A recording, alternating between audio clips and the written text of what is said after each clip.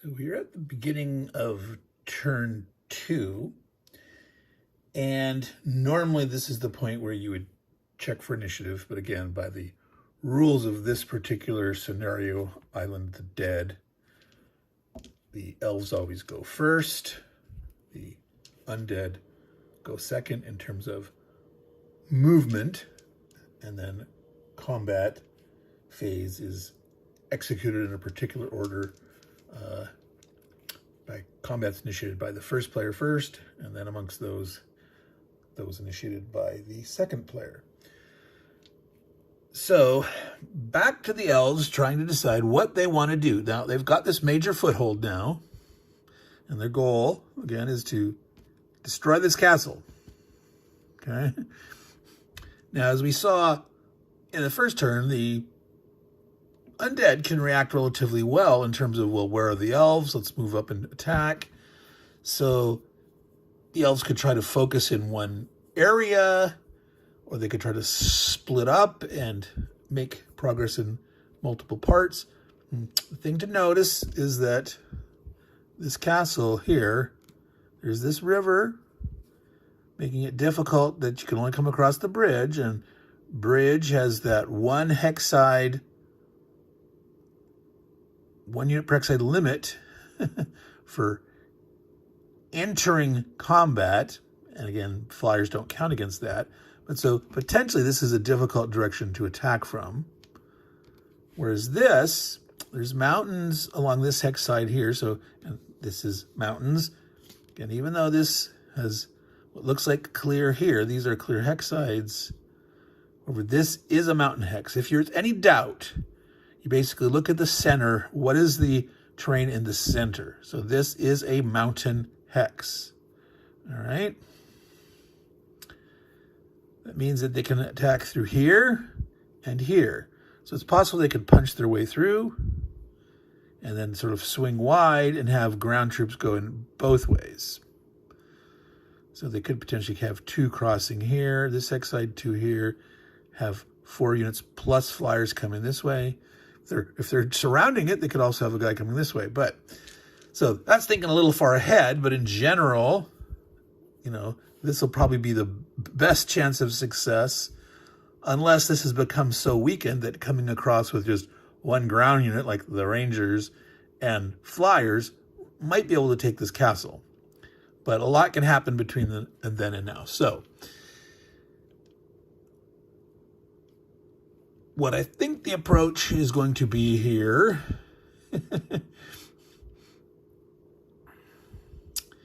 is, well, all right. So the elves have decided to push this way, hoping to lure some undead forward, fight in the desert and try to push on. They're not yet willing to push here, but what they're going to do is, I'm going to show you how sea movement works. They're going to move these guys into Baven, and these guys are basically going to come out. Now, 3 stacking limit here in the thing. Desert hex, only 1 per crossing a desert hex side. But we're only going in with 1 ground unit, so they can walk straight in. If there was 2, you'd have 1 walk down and 1 walk in. All right? They're going to fly in with both pixies. Unfortunately, they don't have any gladers with them to act to absorb damage, but they're hoping to kill off undead as fast as they can. So they're pretty certain that, you know, this undead is going to move forward to join into that fight, but they feel confident they have enough strength. This wizard's going to stay here, not to cast magic at this point, but actually do something weird, and some of you might not agree with it, but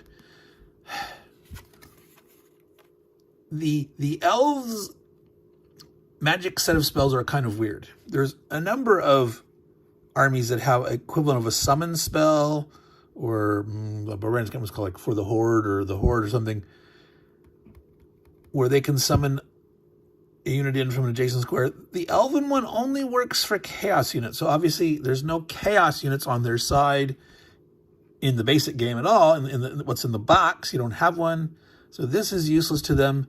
And all these other fighting spells, that's fine if they're against big guys, but these all have only 1 strength right now. So this wizard can't really do anything in combat, can't help at all, because his hits cannot finish off a block. And so for the end fight, yeah, he can potentially come in and bam, hit some big guys over here, but he's going to stay here, and then we're going to do sea movement. Now, the way sea movement works is every city on a coastline is a port, and your capacity is equal to the city gold piece value. Now, there's supposed to be somewhere in the expansions that there's a thing called a haven, which is really like just enhancing your port, a safe haven port. And for, having one of those in a city increases the capacity of the port. So this can transfer out or in 1 block, not steps, but block. This one can transfer out 1. This could transfer in 2. So we can move in the movement phase, sea movement. Sea movement is up to 4 hexes away. So we can move these 2 guys over here. So we're going to have a 2-pip Glader. It's a C1 fighting ability, a 1-pip Glader. But the Wakanda is going to stay here, and she having 4 pips, if this zombie comes in to attack, which it will, and if it manages to get a hit, she will take the damage. And that's just something we're willing to do, and that right now she's not that useful. We're not ready to send another unit flying way into the background yet. So she's going to sit here, potentially to absorb the loss. Now, we'll talk about something here in a minute that once we get to the build phase, but units of the exact same type can merge, okay? You can never take a block and split. Like, I could not take this Glader, who's 2 pips, and make them become 2 1-pip blocks. But in the build phase, without spending any gold, I could potentially combine these 2 into a 3-pip block. I could remove 1 and have this guy absorb his step. So I might do that, or I might not. I might just put, build 2 pips into this guy in the build phase. But just thinking ahead, that's one of the reasons I've brought these guys together. We can start building another one out here and saving up more gold over time, but getting these over here soon. So this is the movement, and no combat yet, remember. It's now the Undead's movement. We do them 1 at a time. Well, he's in here and he's pinned, so he's not going anywhere. This guy, well, he is close enough. These are the nearest elves. He is a amphibian. I was about to say aquatic. They don't have aquatics. And, he likes the marsh, but he can go into the desert. It's not going to kill him, but he would have to stop, and he does. So he can now move in here. He couldn't move all the way to here before with a marsh zombie. This guy is on the road, so he can go 1, 2, 3. There's that limit of 1 along the bridge, but he can come in there. He's facing 3 blocks, though. This skeleton here, obviously the castle doesn't move. 1, 2, 3 away, but you can only move 3 on the. You could move 1 more on the road if you stay on the road the entire time. So this guy cannot come into here. The castle doesn't move. 3, 4, 5, 6.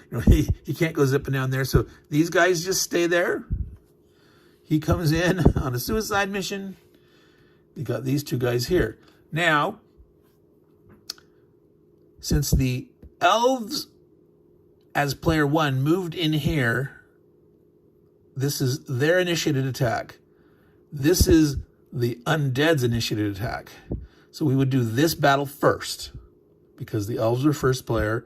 If they had initiated more than one attack, they'd get decide which one goes first. But since this one was initiated by the undead coming in here, that will go second. Right. So I'm going to spread these out, but they're all there in the Anzari Desert Hex. But you can see these guys here. There. Okay, you should be able to see those. So we have a Ranger, an A2, 5 pips of Pixies, B1, 1 pip of C1 zombie and 1 pip of C2 skeletons. However, these skeletons are desert folk. They've got the oasis symbol. So they're fighting in a desert. And the benefit of a desert folk in the desert is their strength, their firepower strength. The number here goes up by 1. So they're going to fight as a C3 instead. They still only got roll 1 die because they're only 1 pip, but they will hit on a 3 instead of a 1 or 2. 3 or less instead of 1 or 2. They'll hit on a 1, 2, 3. But they're still only a C, speed, the order, so they may not survive. So let's go ahead and dice up the goodies. The Rangers are hoping they do some damage, so they get 2 dice, needing a 2 or less. They miss. And then we have 5 dice worth of pixies, needing 1s. They got 2 hits. So the pixies pull it out, put a pip on each. Gonna kill these off. So I'm sort of putting them over here. I'll put them over there so you can see the here, way back here. Those are the dead guys. So they won that battle. Luckily, they on average, they could have got 1 or 2, and pulling out the 2 in the end there was nice for them. So they didn't take any damage. The Undead didn't get a chance to shoot back there. So now it's the regroup time after the battle. Remember, after each battle, you can decide whether you want to regroup or not. Technically, I think you could pull a guy here. They're only one of these guys is pinned, and technically, like if they wanted to, they could pull somebody out. And in here, they can move someone into a neutral or friendly hex. Now, I believe it says you cannot put them into. Let me check. So, unfortunately, it is not clear. It is not clearly stated that you can or cannot when you regroup. See, technically, this is a friendly hex. We owned it. It's our city. We owned it at the start. But there's an enemy unit in there contesting it. It's a battle hex. It says you may not retreat into another battle hex. But in a regrouping, it doesn't say that. It doesn't say you can. It says you can go into friendly or neutral hexes. Well, this is a friendly hex, but I'm really leery of saying that I should be able to take guys that just fought here and dump them into here to be able to fight again. So I'm going to need to get clarification on that, but I should be able to get guys out of here, take guys out if I want to, as a way to a kind of movement that you could do that as long as you're not pinned.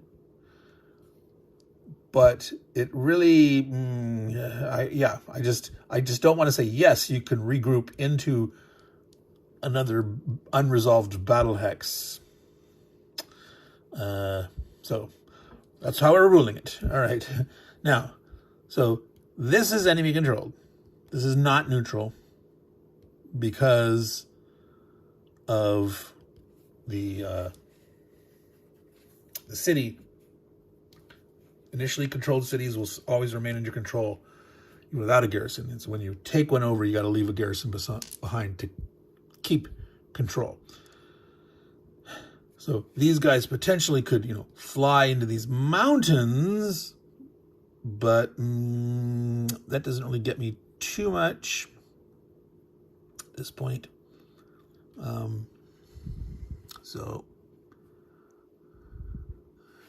Now here's a thought. This guy is going to have to retreat along here. Has to try to retreat the way he came. This is neutral. We could take one of these flyers here, regroup him there. He can get there. It's neutral. It's adjacent. it's flying, so it can move there. And now this should block his ability to retreat. So if we don't kill him outright, he'll have to retreat because he's at 1 pip. So he has a chance to come in and kill something if he doesn't get killed, but then he would want to retreat right away. So that's what we're trying to do. That sounds like a good move to me. So resolving this combat here, where the zombie was the attacker coming in, but we look at our dudes, we see C1, C1, 2 pips, C1, C1. This is an A+, but we're not going to cast a spell because we couldn't kill it. You can only cast fly in the movement phase, and we don't have any chaos units to summon for the elves version of the summon spell. So she is just going to sit here and look pretty and absorb damage maybe. So now the fact that these are C's and these are C's, the defender gets to shoot first if it's tied. So because these are C's and that's a C, and this zombie came in to attack us, these gladers get to shoot first. So we got 2 pips and 1 pip, so 3 dice needing 1s. They actually got 1. They actually rolled 2, 2, and 1. It's close, but you can see. So this guy gets killed anyway. So that wasn't needed, but so here they are. Now we can regroup some more. And here, potentially, again, even though this unit has regrouped to here, we could pull it in here. We can push something out. Adjacent hexes, legitimate moves. Let's see, as long as we keep these guys together, they could combine. If we're not going to build, I want to get one to a 4, though, absolutely. So, he's going to build there, though. They can run that way, they can go this way.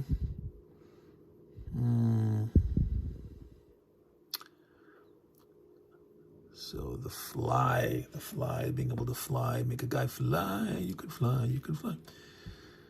I'm trying to decide if to bring the pixie and I could build the pixie. Now, we're just leaving everyone there. So there's the regroup. So that's turn 2 movement, combat, and we're to building. And so, again, normally you do it all simultaneously between multiple players. This is solo, so we'll just do what makes sense. We're going to go ahead and spend the 2 money in here to bring him a 4. All right. And the 1 pip here, we're going to bring on a glader here, 1 pip worth. We're going to store up a point there. So nothing, we've got a castle. Again, eventually we'll probably build it here to leave something behind so we can move all the dudes out. Eventually you'll need 1 dude that maybe is running around back and forth here collecting stuff by sea transport, bringing money forward. But for now we'll have 1 there, 1 there, nothing there. So that's them now. So the undead, they're building. Basically, again, we want to do it 1 unit at a time. They have to rebuild everything first. That's the priority. Must rebuild, starting with the cheapest units first. All right. And so, as we said before, you say, where can this guy build? He can still build here, here, here, or here. Any one of them. So we'll start like we did before. 1, 2, 3, 4, clockwise around. What is the 4? 1, 2, 3, 4. So we're going to build 1 pip there. So they've got a new guy, an old guy, go to the next one. So there's no money there. So that's what I was gonna like put the money on for these guys so we can remember what we've done. So we had 1 here before. We're adding 3 more. There's 4 there. Okay. So this guy is not going to build here because there's no money left there. So we'll go 1, 2, 3, 4, 5, 6. Clockwise around here. 1, 2, 3. So he goes there and sucks up that money. So now there's this guy for 2 pips. Okay, he has to be built here because there's only 1 gold saved up here. So we'll build him here for 2. And now that means there's just money sitting here. There's nothing to build in this one. That city is unoccupied because we followed the rules as stated. You don't automatically build in the empty spots. So these undead, you might likely end up there, but in this case we did not. And so there's actually, gold on the hoof there that the elves might be able to capture. We still have 2 here, which we can spend. Now, how do we spend it? The next thing in line, though, is you got to do these from cheapest first. 2, 2, 2. They're all 2s, okay? And so the random choice, was it next to the weakest? Let me check. So it's only cheapest is all that matters. So these guys are all tied. There's no specific rule other than randomly determining which guy would get the money. Since it could equally be any one of these by the solitaire undead bot rules, we're going to roll. 1, 2, 3, 4, 5, 6. Roll to 6. So the castle will gold up. That's the smart play right now, is they get that castle up. That's sort of critical. They probably could have, should have, would have said maybe, if there's a tie, build the castle first, and otherwise dice it out or something like that. If you're building the cheapest first, and the cheapest is anything that costs 2, build the castle first. But that's not currently the rule. Now, you could always alter the rules. If you found this game too easy as a solitaire play, you could change certain things to make it tougher. Now, there might be some circumstances like, no, it's better to not build up the castle now. You might want these stronger because they're going to counterattack next turn, and it might be an opportune time, like, oh, they might be able to go out and hit and kill some pixies that are all by themselves maybe somewhere, and that could be, a devastating counterattack sometimes is much more valuable than a strong defense, right? They say the best defense is a good offense. It's not always only true in football. Okay, so that was the build. They spent these 2 here. The elves were good shape, didn't lose anything. Okay, we're going to go ahead and we're going to do turn 3. We're going to continue on. The elves obviously want to take advantage of the fact that this city here has not been defended. And there's money there waiting to be spent. So they're gonna, again, they're moving first, always, this scenario. So they can 1, 2, 3, go in there, capture it. It's their money now. Okay, it changes hands instantly.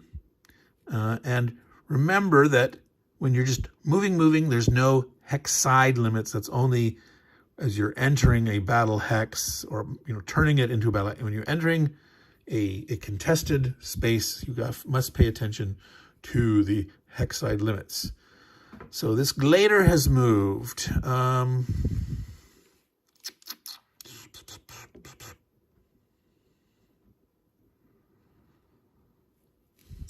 Now, the thing is, there's two.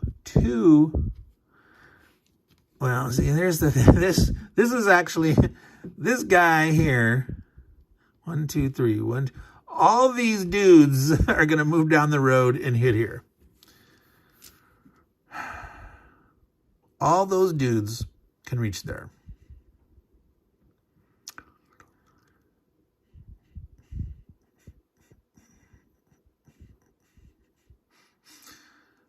So I think the elves need to switch their focus to here and says, bring it, and try to kick the snot out of them. And now is the time for their wizard, their Wicana, to get there ready to blast with a big point spell. If all these guys come in, and she's going to go blah, blah, blah, blah, blah, and, hope to roll some nice damage, because there's a 3-point dude, three pips. Now, these are only ones, but she could potentially, if she generates 4 damage, she could put 2 damage on this one and 2 damage on that one. So might use a somewhat bigger spell.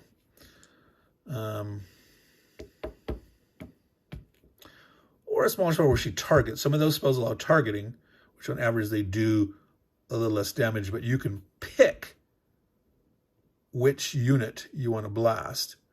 Now, anyway, the stronger guy is going to take the pips first anyway, so they actually don't need to worry about that. Yes, so I think they need to do that. So same thing, they're going to move both gladers in. So it's clear with the city, you can have up to 5 units in here. Now, that sea transport that I told you can go from port to port, you have to own at the beginning of the movement both sides. So this guy cannot see transport to here. The elves did not start with this city. He could see transport to here. He could see transport over to here to say, I want to pick up the extra money that's there. Those are options that are available, but he cannot see transport to here. Did not own at the start. Yeah, glitter. She flies in. Now, the ranger can't get there.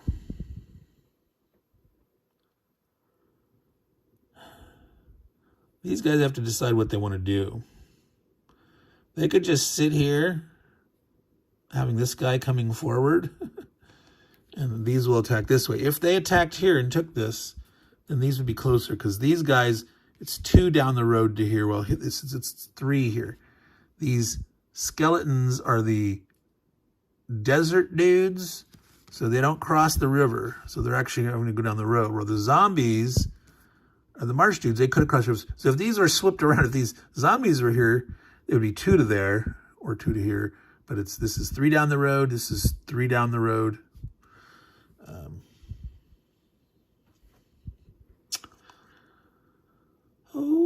Sarah Sylvia Cynthia Stout would not take the garbage. We have to. We want it. We need to defend that. We can't lose this. So this is going to fly in here. This guy's going to see transport to here to maintain our hold there. We could step back, but I think if they stay here, bring this guy forward, and then once all these guys have come off here, depending on what they rebuild, then maybe next turn move forward to try to take this. And hopefully they haven't. Odds are between a 3-pip ranger and a 3-pip pixie, they'll probably kill this zombie and not take any hits, but they may not. All right. So, sea movement, Gladers, the Wicana, ready to cast a spell. The damaged pixie is here. These guys are staying here. So that is the Elven portion, player 1, player 2, solo. The solo side, the Undead, now get to move. This guy will definitely move to the closest. Here, he's moving in. He's going to attack. And now, stop, rewind. So they're not all going to go in because there's a limit of 2 on this hex side. They can't cross around here. They can't go through the forest. They'd have to stop. So they could only attack with 2 guys that can make it there. All right?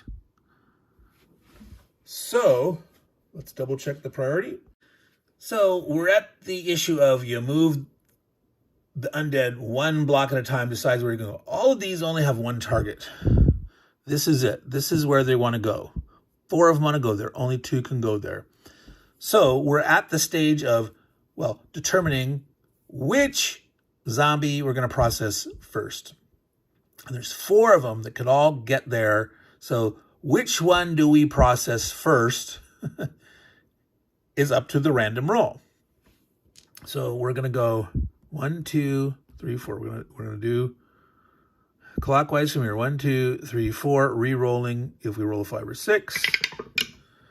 Roll 5. 6. So 1. No, I started here. 1, 2, 3, 4. So this 3 pip guy's moving in. All right. So now there's 3 left. 1, 2, 3, 4, 5, 6. This guy. So a 3 pip and a 1 pip. So they did leave a guy back here. Now, so they only went in with, 4 pips worth. It could have been 6. It might have only been 2. But again, that's because this is this limit here. 2 on the hex. If they had flyers, they could have moved more in. If they, well, see these guys here, this is because of the road. They needed the road. So yeah, this is it. This is the best they can do. And so these other guys don't move at all. They don't come up to this point and stop. That's the ones that they send in. So they're attacking. These guys are defending. Now there is a 3 pipper in there. So the wizard probably wants to try to cast a spell. So let's look at this and decide which spell makes the most sense. So 2 dice at a force of 3. So on the average of 50-50 plus a 50-50, you say, well, I'm going to get 1 hit. Well, not. You might miss and you might get 2 hits, right? So you have 50% chance of missing. And if you miss both, so the 1/4 chance you'll do, no damage, and a 1/4 chance you'll do 2 damage, and a 50% chance you'll do 1 damage. Okay, so that's the odds there.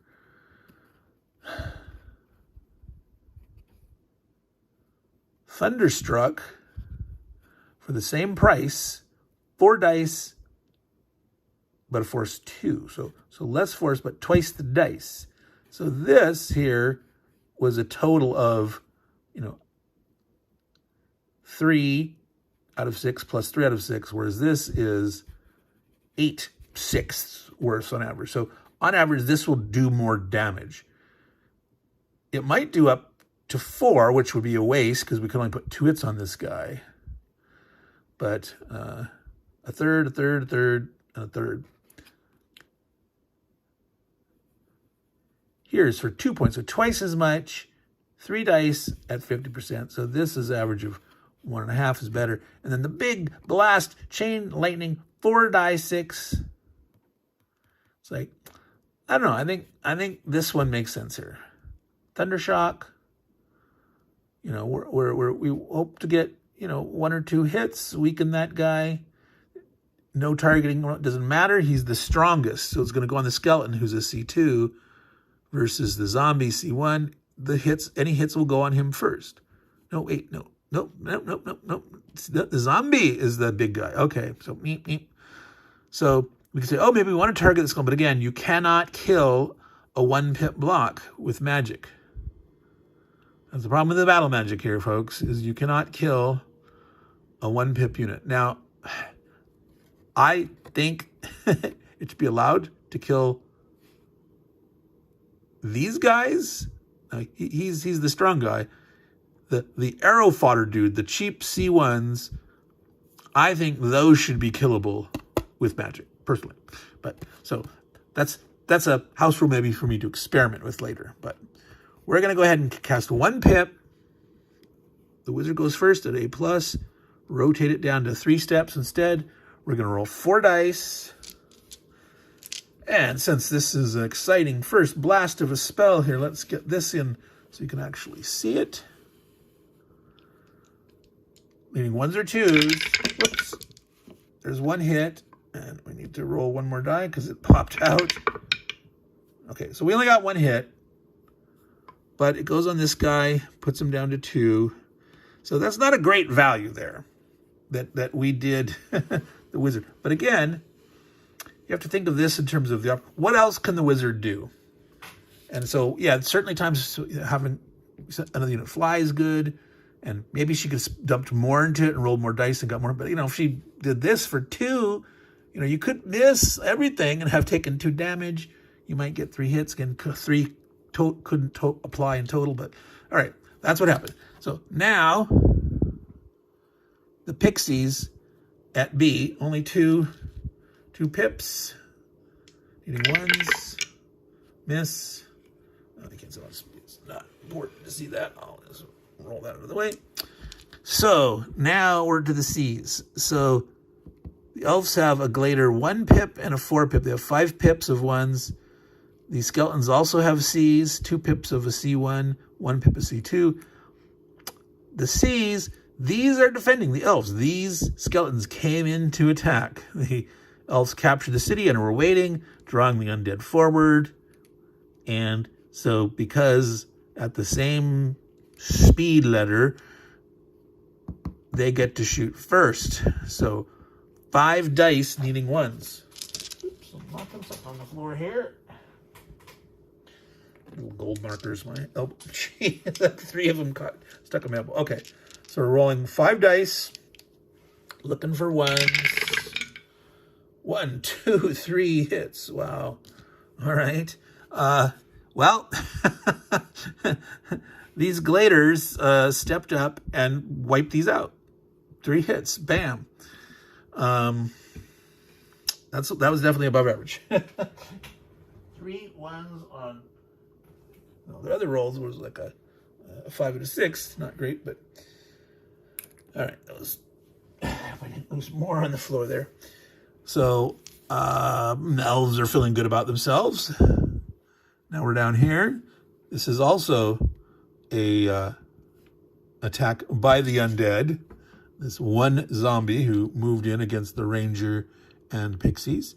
So again, this is a marsh dude in the desert, so he's not getting any bonus strength. 3 pips of the rangers, A2, so needing 1s or 2s. They got a hit. This guy's dead.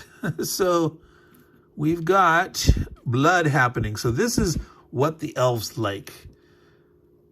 They're making progress, taking cities. They're wiping out units that the undead have to keep rebuilding. And eventually, they can make their way up and try to clobber this. So they're feeling pretty good about themselves so far. Now, we forgot one thing, though. Before we did this battle, we should have done a regroup here. All right. So not knowing what happened there, how would we want to regroup? So one of the things we could do is push forward for next turn to get closer so that they could actually, hit here and try to take this.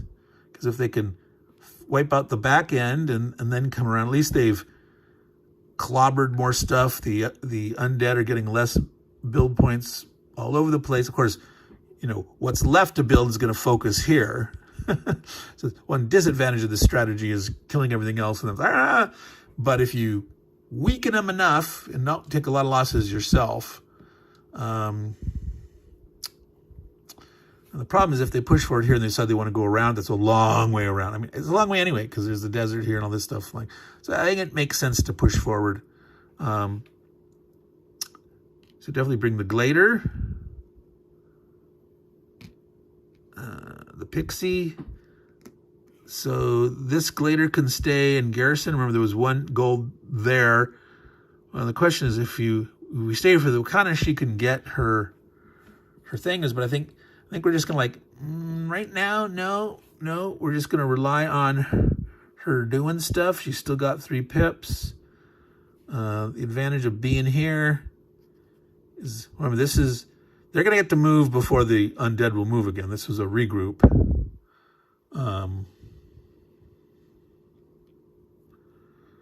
But they could potentially fly into here. One guy could walk in, they could fly. They could assault next turn if they wanted to. All right. So that was that regroup. Then this combat happens. That undead got killed, and these guys can now regroup. But again, they cannot regroup to here.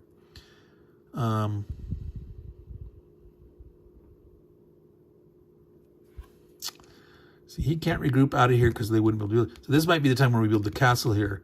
So next turn, this guy could start to go forward. But if we build the castle here, then he'll just be still 1 pip. He'll be wimpy. Decisions.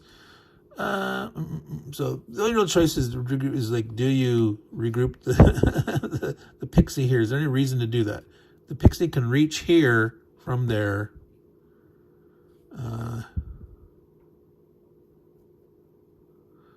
And of course, the ranger can't do that, can't go into the mountains, where the pixie can. Technically, they're not landing, but they're there. Yeah, they're gonna stay like this. All right, so build phase.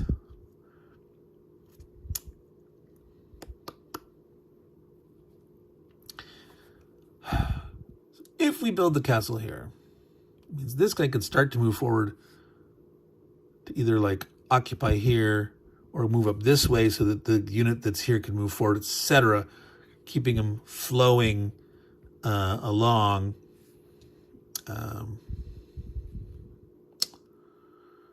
This stuff here, I don't know if we're ever going to be able to go and pick this stuff up if he wants to go back and pick up the money. Or they haven't lost a lot, so they don't necessarily need to worry about that. I mean, it'd be nice to have more gladers beefed up, but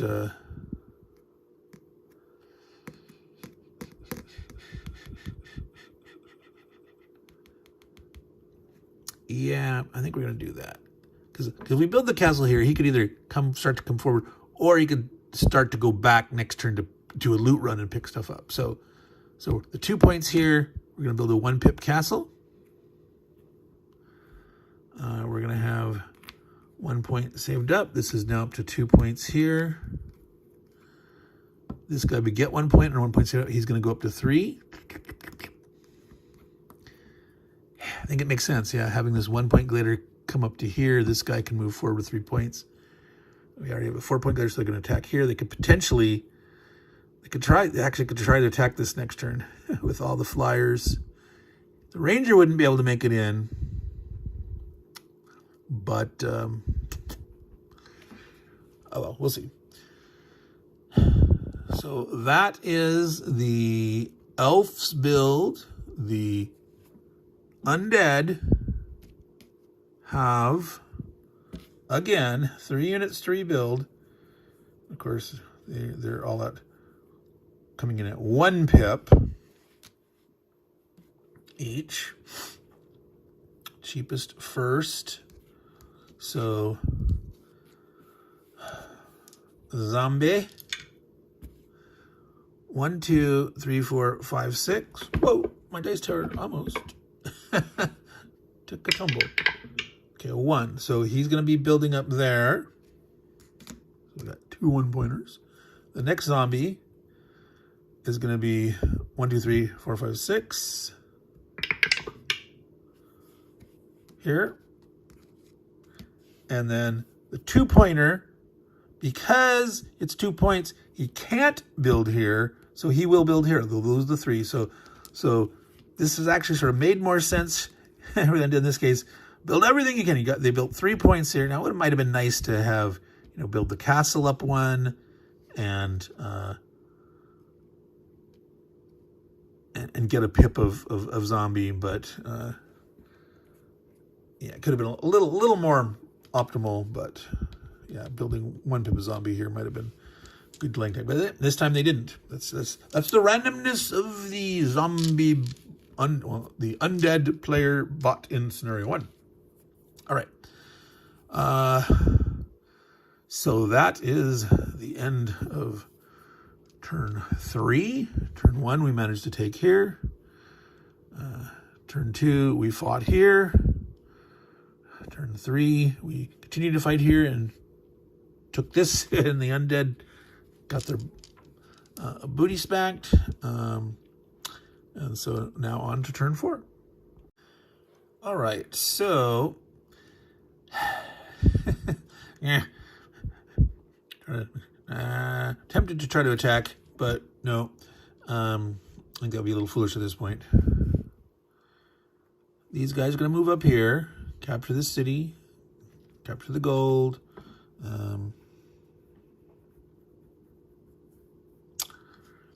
Potentially, these are going to. Now the thing is, it's going to be a tie here. These guys all move up, or some of them attack here. They go here to attack. It's like, well, that's 2 away, and this is 2 away. They could enter with 2 here potentially.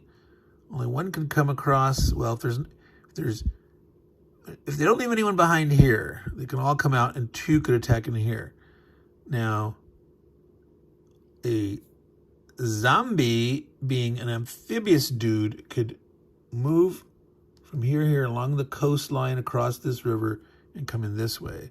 So 2 skeletons could go this way. If they leave a guy here, only 1 could come this way, but a zombie could go that way.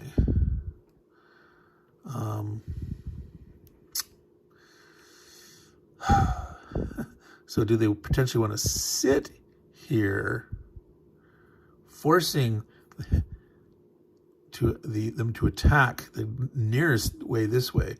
And 2 of these guys would end up attacking there. 1 skeleton could come across the bridge. 1 zombie could come across the river, either this way or this way if they're not there. So I think we're going to do that. We're going to go here and here. This guy's going to go here. The 4-point glider, the pixie's going to come in. This guy's going to 1, 2, 3 along the road. So we're keeping this garrisoned. We got our castle here, keeping this garrisoned. They have conquered this. These 2 guys are attacking here. We're playing a little sacrificial. Dude, I don't know if this is smart. Is this smart? There is 1 3-pip skeleton, a 2-pip, 1 pip, 1 pip. Well, sometimes you just have to take a risk and figure out how it works out.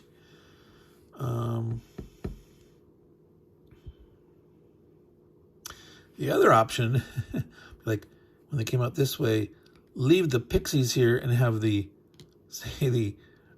rangers move to here, taking the risk. Or we could have the pixies fly to here. The rangers could stay here, knowing these are going to attack. This guy hoping that doesn't get all killed off, planning to retreat back to here. So for an attack next turn. But if they come and win, there'd be a guy here in the way.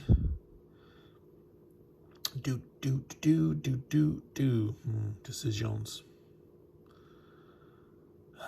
But 2 guys could come across here.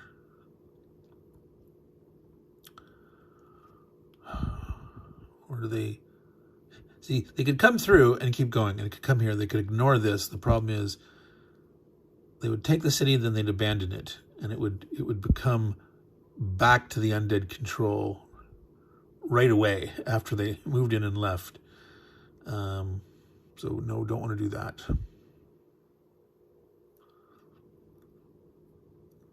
Ooh, risk the ranger forward. No, we're gonna just have the pixie be a screener. Oops. All right, so that means there are going to be 2 equally distant ones. So what it'll mean is each one of these guys, well, it could go here or here. They will dice off to see which way they go.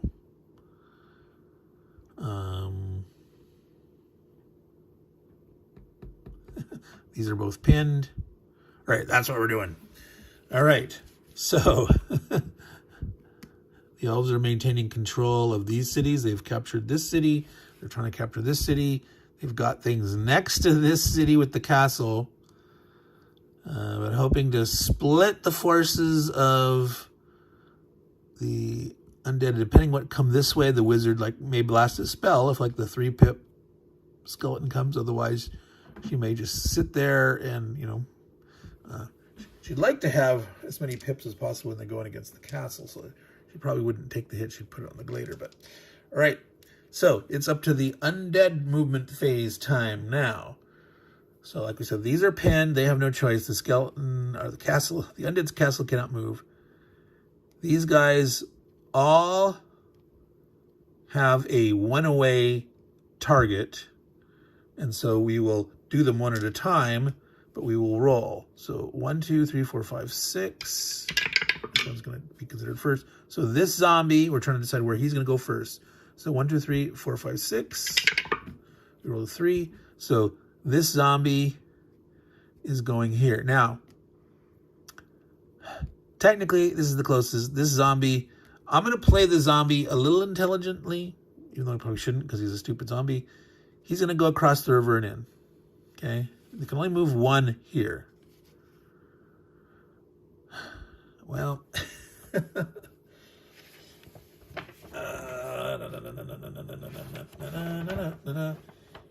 it is the closest hex tied one away, but he's contemplating doing a move 2 away.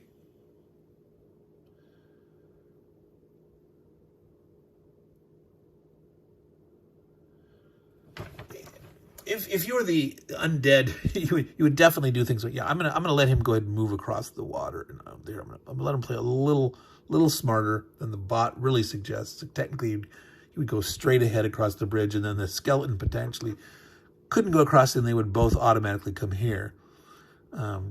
They might both end up coming here, you know, as dicing off. Now, so we got a 3. So 1, 2, 3, 4, 5, 6. The 3 are the 1-point skeleton. 6. So we're determining the 1-point skeleton. So 1, 2, 3, 4, 5, 6. Roll a 3. So he is going across. So he went there, and so that means he has no choice but to go here, because his avenues of approach there are taken up. So we've got 2 units attacking here, 1 unit attacking here, the castle sitting there, them all fighting there. So this is an attack by the undead. This is an attack by the undead. This is an attack by the elves. So we do this one first. Okay? The danger is here, if these elves roll bad and they lose, technically they entered from this hex here, and they can't retreat into this battle hex. So in a sense, you're supposed to retreat to where you came from, and they sort of are getting cut off. So this is somewhat dangerous. However, they do definitely have the odds here. But so the pixie gets to shoot first. 2 dice at B1. Nope. And then the zombies are going to get to shoot first because they're on defense. And he's a C and they're Cs. So they're going to get 2 dice of C1 before the glader does. They did get a hit. So this guy's now down to 3. So he's only get to roll 3 dice. You take the losses when they're applied, and that's it's not simultaneous or anything like that. So only 3 dice from the glader. He did roll A1. He's a single one, so 1 zombie is killed. All right, so that was the first round. No retreats after the first round. So this next round, this guy has only 1. He's going to try to retreat if it gets to his turn. So the pixie's going to shoot, and then he will retreat if he's not dead. Okay? So the pixie's rolling their 2 dice. Oh, did get a 1. So he died. So zomp. So they did take a loss, but they took a Tommy. All right. That was all they're attacking. So now it's the undead. The order doesn't really matter here because the undead can retreat back to where they came. Oh, regrouping. And again, it makes absolutely no sense to me that you could regroup into this hex. However, this guy is in here. He came from here. If if he has to retreat, he's going to have to go back here. So regrouping to here, which is a neutral hex, actually is meaningful. That means this guy cannot retreat. He'll have to stay and fight to the death. Does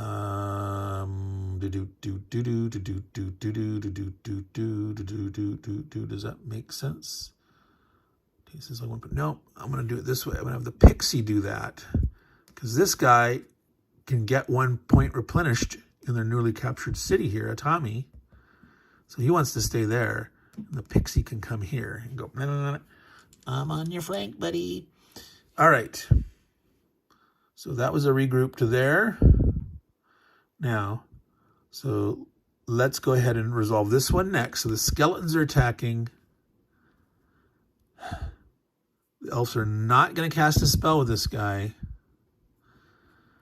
So there's 1 strength point of C1 zombie, 1 strength point of C2 skeletons, 3 pips of C1 glader on defense.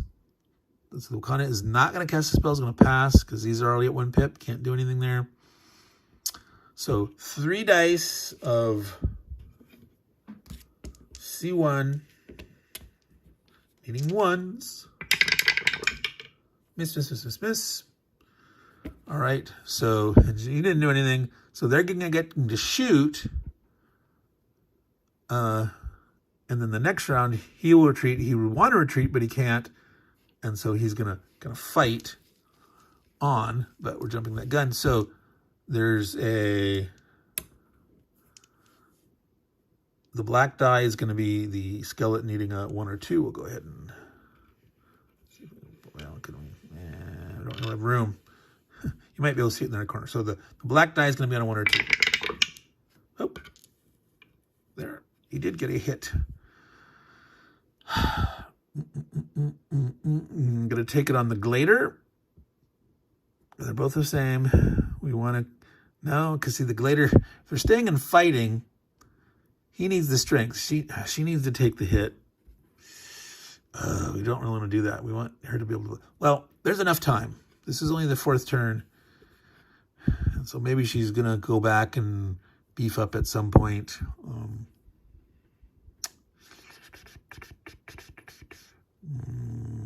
Yeah, how dangerous is it? No, he's going to retreat. He is going to retreat. He is definitely going to retreat. But then it'd be 2. We want to have the full 3 dice. Because if we went down to 1, he could get the hit. He could miss. He could take another hit. And they could actually win. No, we can't afford to do that. So the Wakana is going to take the hit. All right. So it is now the 2nd combat round for this battle. He intends to retreat. He wants to retreat, but he can't. So he will be fighting. The wizard could cast a spell now, but won't because it doesn't make sense. He can't hurt these guys. So he gets to shoot first. He's again rolling for 1s. 3 chances still. Missed. Miss. The C2 guy is going to retreat. This guy continues to fight. Having to retreat the way that they entered. That is the way the rule is worded, correct? Attacker can only retreat via the hex side used to attack into the hex. So he stays in fight, trying to roll a 1. Oh, he rolled a 2 and missed. All right. So now it becomes the 3rd round, which again, see, on the 4th round, after the 3rd round, the attacker must retreat, and not being able to, they will die. Okay, if you have to retreat and you can't, you die. But he's going to fight this last round. But this guy gets to shoot first again, still trying to roll 1s. Finally rolls 1, kills off this guy here. And they can regroup.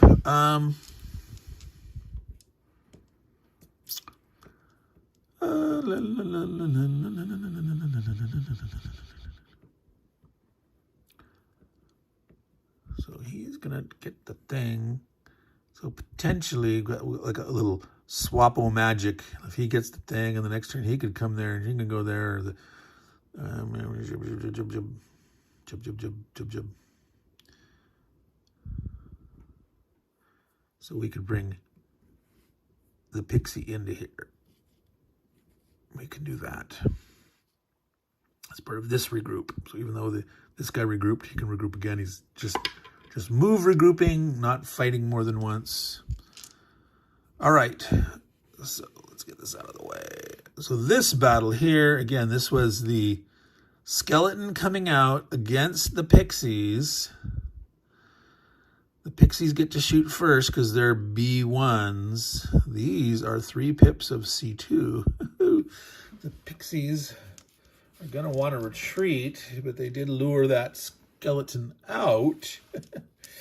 But they get 3 chances to roll the 1 against this nasty skeleton. No, they rolled 2 2s, but no hits on this guy, so this guy gets his chance. Needing 1s or 2s, 3 rolls, 1 hit. So this goes down to a 2. So that was the first round of combat. So now, yeah, the pixie's going to elect to retreat. They're Bs. They go before the Cs. They can now retreat. So they did lure the dude out. And since we captured 1 money here, we'll gain 1. They'll get that point back. So just losing 1 was okay thing. All right, so that was movement and combat. We now have growth. So we're going to have lots of money stocking up here. Now here, we could potentially, but we can't. We don't have any spare units, right? So, but we can save this money. Instead of building that castle, we feel there's no way the skeleton's going to be knocking at this door. But maybe the wizard might fly back here at some point or something. So we'll just leave the 2 unspent. We spent that. We added this on. Here, we had the 1 that we captured. We get the 1 that we collect. We roll up the pixie. This guy here is going to go up to a 4. These guys are sitting here. This pixie's been weakened by 1 step for a while. The Wicana's, a little weak. Like to get her up, but do we make a big run for it now? So they're going to get their 3, but they've got 3 dudes to bring on. All right. So the way this is going to work is you got to do the cheapest one first. So they spend 2 points bringing on the 2 zombies. And then they have 1 point left, so they're going to invest 1 into one of the zombies because they can't bring on... Wait. Oh, there's 3 dead zombies. They can bring on all 3. There's no... The skeleton's here and the skeleton's there. So there's already 3 points. So boom, boom, boom. They bring on... So this is now at max stacking. Clear terrain, but with a city, so 4 up to 5. Can't be any bigger. So the question is, yes, how do we get them to come out after us? So technically, zombies going across the river...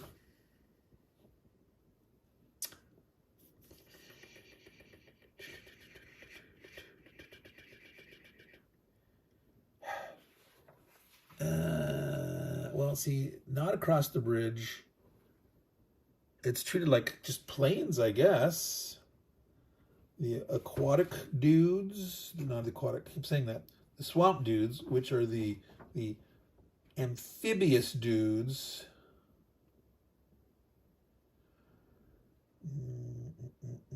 Bridges, rivers. Rivers have both banks in the same X, deemed to follow the nearest hex side. Aquatics may move up or down the rivers, but may not cross waterfall. Sea transport a lot of rivers. Ground blocks may cross rivers only at bridges or at their source of ground blocks. Amphibians can only cross rivers without a bridge. Amphibians only No, not amphibians can only, but amphibians only can cross rivers without a bridge. But it does not say what their hexside limit is. When amphibians cross rivers without bridges, it does not say, is it like one, like a bridge, but they can do that hexside limit? I think it's going to be, what is the other hexside? So they're going into a plains here or here that zombies potentially could, the amphibious folks could move two guys across a river. Like here, it's a river across the desert. So if you're going from here to here, you can only move one of them. Whereas here or here, but if you're moving there across the, so technically, talk about a zombie should be able to cross not using the bridge here. And so you could have potentially, I think, a non-amphibian use the bridge and one amphibian just crossing at the water, 2 total for that hex side.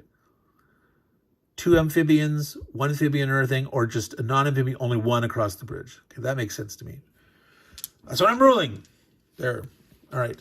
So we've done all of that turn. All right. Yes. Let's prepare for the next turn. All right. We're going to go for some gusto craziness, and we're going to do the attack now. We're not going to try to weaken them or draw some more out because they can potentially keep building them there. It would have been nice to have the Wicana that had more strength where she could go in there and potentially cast like chain lightning and full strength and try to blast the castle down.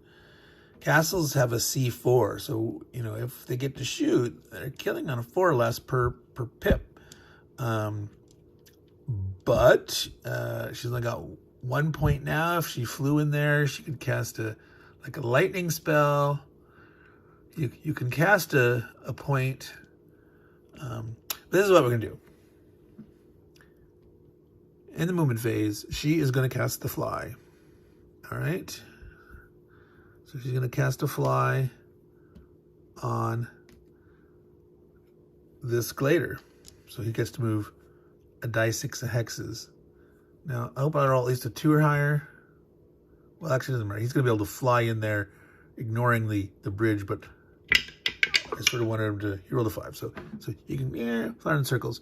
So he's going to fly in at a flank. The pixie's going to fly in at a flank. Well, let's see. No, you want them to retreat to where she is. 1, 2, 3. So this guy's going to come across the bridge. All right. So this is going to be very packed and messy here. So this 4-point glader is coming across. The 3-point guy is going to fly.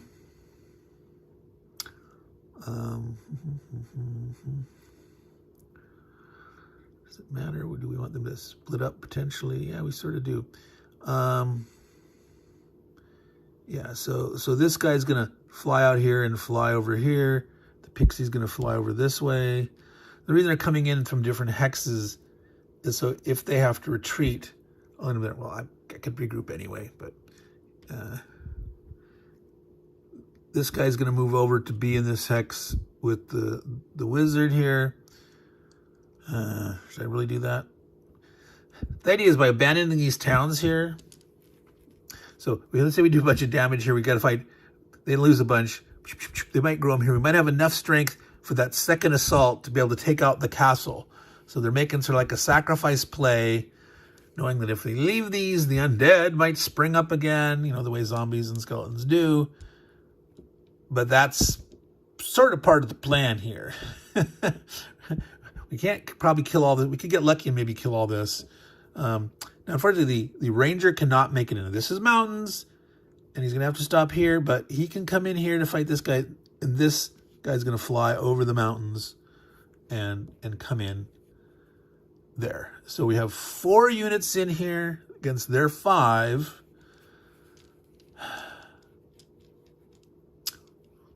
But the hope is to, yeah, so like we'll want to try to do this fight first. And then this guy's going to have to retreat, like, out here somewhere. Not being able to go in here. And if the ranger ends up retreating, he'll be back here, and we'll hopefully we've pushed him back and he can get in next turn. And we don't care if they grow back here or something. Yep, this is our approach. All right, so we've cast the fly spell. We got a 3-point glider, a 4-point glider, a 2-point pixie, and a 3-point pixie.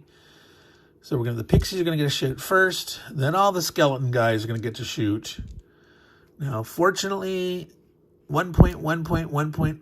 All these other guys are 1 points. There's 3 zombies and 1 skeleton. So if the pixies gets hit, it's going on the castle. So even though we don't have a spell to blast in there, we got 5 points of pixie power. All right, so let's get this onto the camera so you can see. Well, let's see. I'm going to move the camera here so you can see this now. Better. Needing ones, but 1 or 2 hits here can be really. The pixie could, well, they wouldn't kill the castle completely. The first 2 hits would go on there, and then they would kill one of the other units instead of the castle. But 5 dice, needing ones.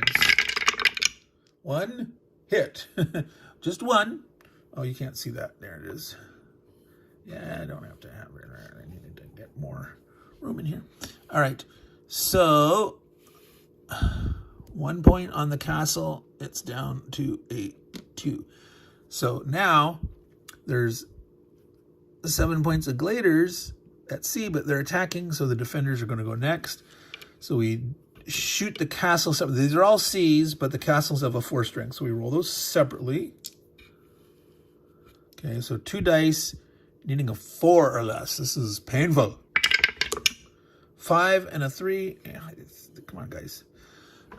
So 1 hit is going to go against the 4-point glader. This is why we like the cheap guys.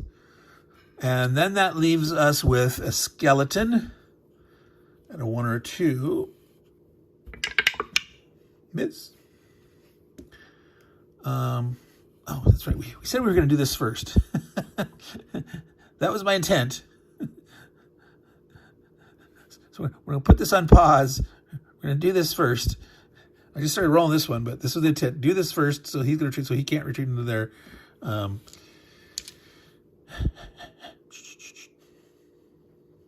Right.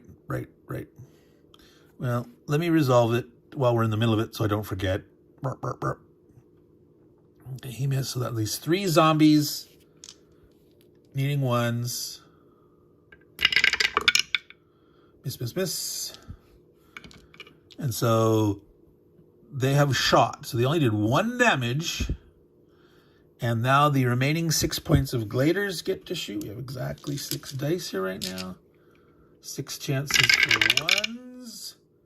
They got 1 hit. That's it. That's only, all the rest is garbage. But they do put that castle down to 1 pip. So that was actually quite successful for them. They took 1 pip on a glader, and they killed 2 points off the castle. Okay, so let's resolve this combat first, then we'll come back to that. That was the first round. We finished a round, but let's do this. Like I said, my intention was to find out fast. So the ranger is on attack, but he's an ace, so he gets to go first. So 2 dice, needing a 1 or a 2.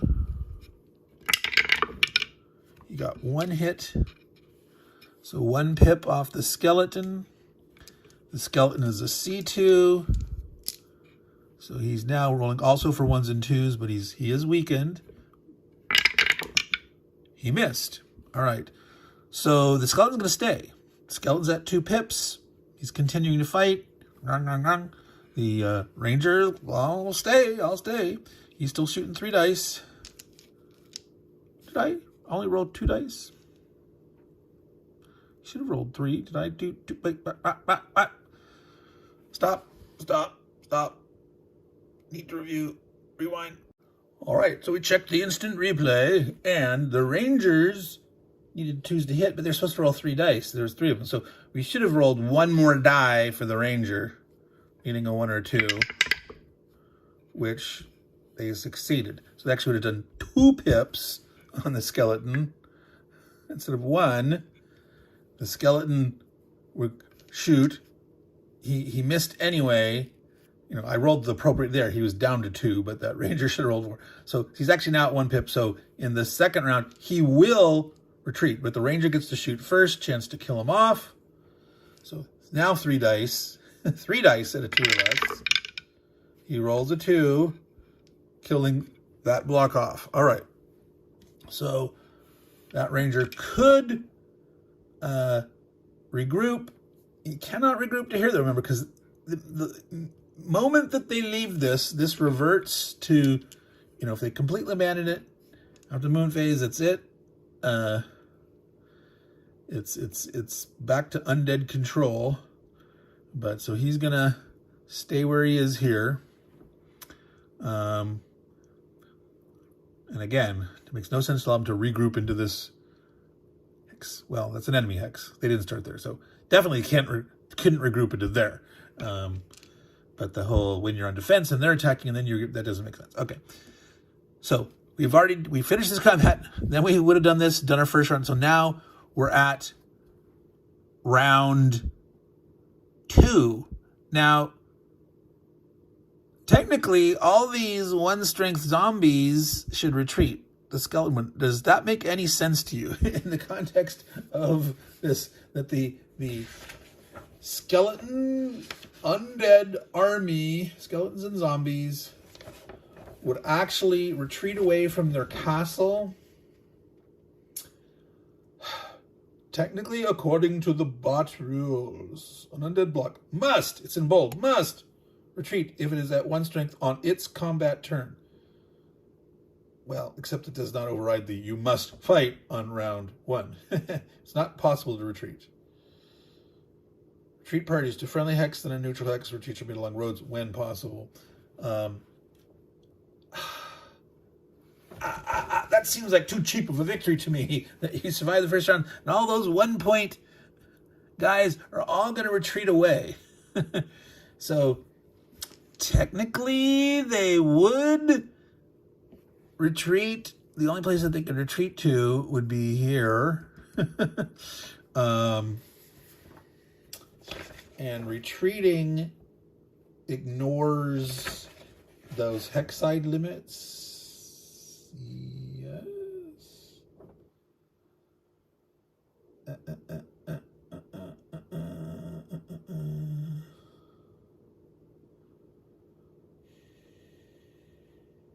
That's right. Hex side limits apply to retreating blocks each combat round, right? So technically, across the forest is woods. Technically, it's woods. Is 1. So technically, one of these guys would retreat, and then one of these guys would retreat. On the third round, the elves would do. So technically, yeah, let's play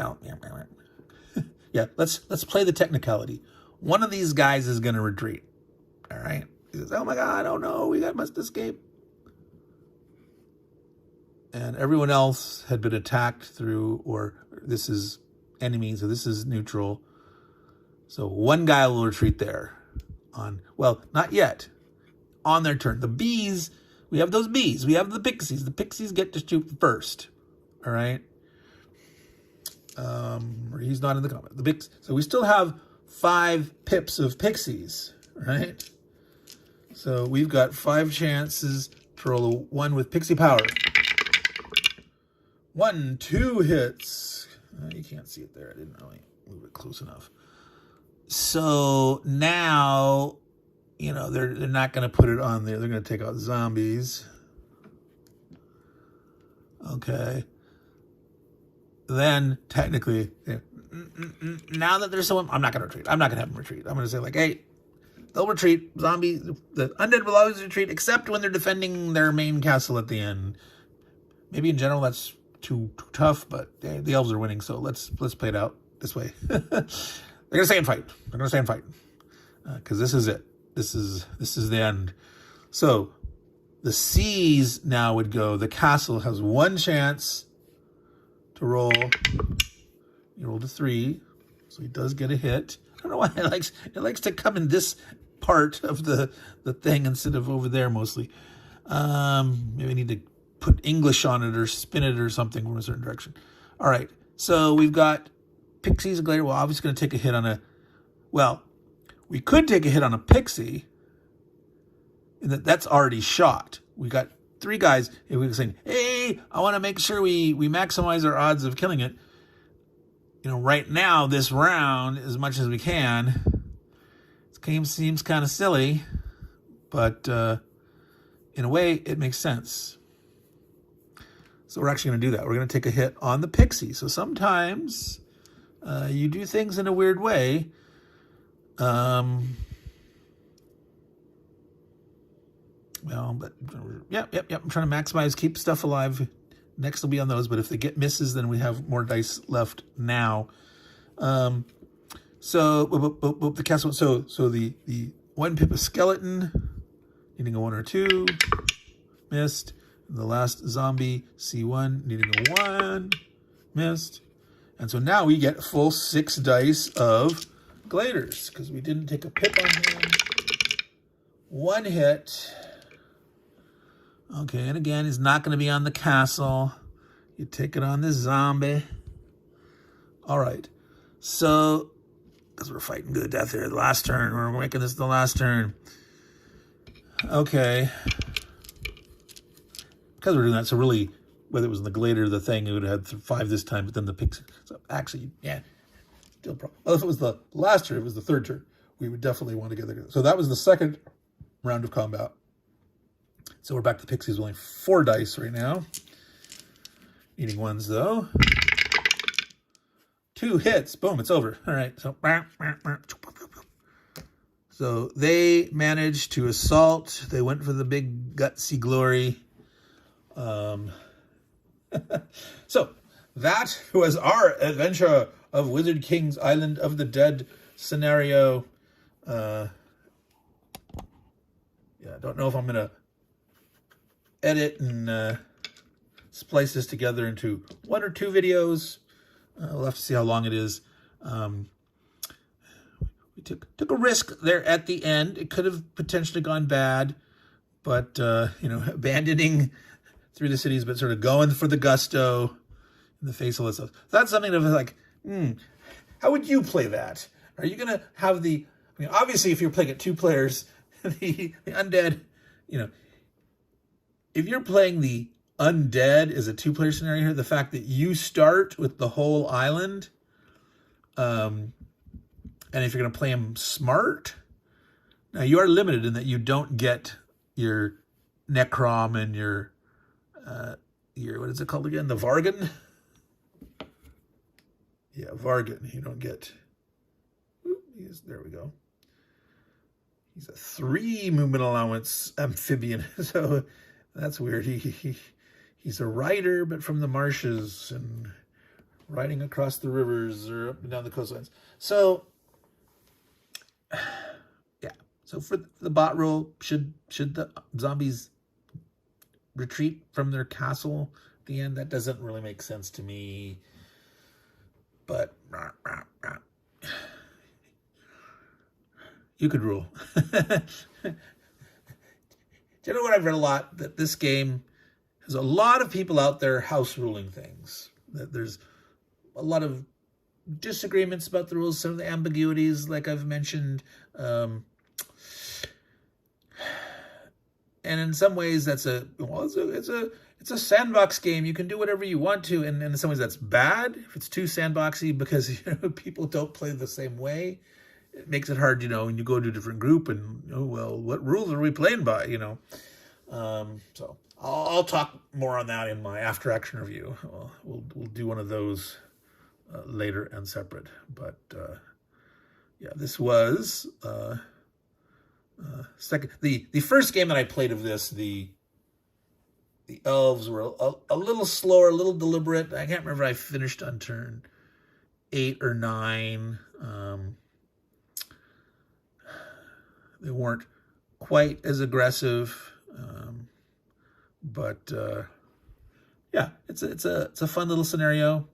Introduces you to different things, but like I mentioned with the elf spells, the fact that this summon spell doesn't work like other people's summon type spell, and it's only limited to chaos units, that hamstrings them a lot. Now this fly is very, very, very flexible. But then everything else is in combat spells. So strong magic, but weak at the same time. There's a lot of other armies that have a spell that allows them to like shoot first in combat, where the wizard spends a bunch of points, but boom, in this combat, all your other guys get to shoot right now. So your armies of C1s or whatever are going at wizard speed, going up at A+ or B+ if you have one of those wizards. So, but the elves don't get that, which you'd think would be more their thing, being, you think of elves with bows and shooting and not usually flying around. I get the pixies thing, but also having the fly, I don't know. So anyway, don't want to sound too critical. It's a fun game. It is. Would I do things slightly different? Maybe, but give the game a chance and play it as it is, and then house rule if you want to, right? That's always my thing, is like, give a game a try, rules as written, and then, think about what you might want to change or not. And always sort of keep in mind that what is rules as written, in case you're bump into other people that want to play. So, Meandering Mike, Man Cave of Madness. This has been our how to play and playthrough of Wizard Kings, the introductory scenario, Island of the Dead, pitting the elves versus the undead army. Again, it's scenario 7.1, or is it 7.3? That depends on which version of the rules you have that are the same version number. Version 2.0, but one copyrighted in 2007, one copyrighted in 2013. I don't know if there's actually other versions out there. I do believe the current PDF that's available of the rules are the version 2.0, copyrighted 2013. So we'll have an action after review, and then at some point we will do a compare and contrast between first and second edition. I don't know if I'm going to be able to get any of the expansion blocks. I need to go through the use that I have and sort through and see what I have in there. And I thought I maybe had somewhere what do they call them? Heroes and Treasures, or the Ancient Kings, but can't find them. So, I mean, there's a lot of stuff since the move that I was like, where is this stuff? And did I just think about buying it or not? Or was I thinking of something else? I don't know. But like I said, I promised myself I'm not going to get sucked into trying to collect them all. So I've pinged the publisher rep, and I'll check with them again to see if they're willing to send any review copies of the expansion armies or not. And if not, I won't be able to do an unboxing of any of those, but I'll just sort through and try to see what I have in my thing that I bought used, and I can show you a sampling or something. So we'll see. All right. Again, Meandering Mike keeps meandering. Time to sign off. So take care, everyone. Remember, take care of your games, because they will take care of you. Take care of those nasty undead. Ciao.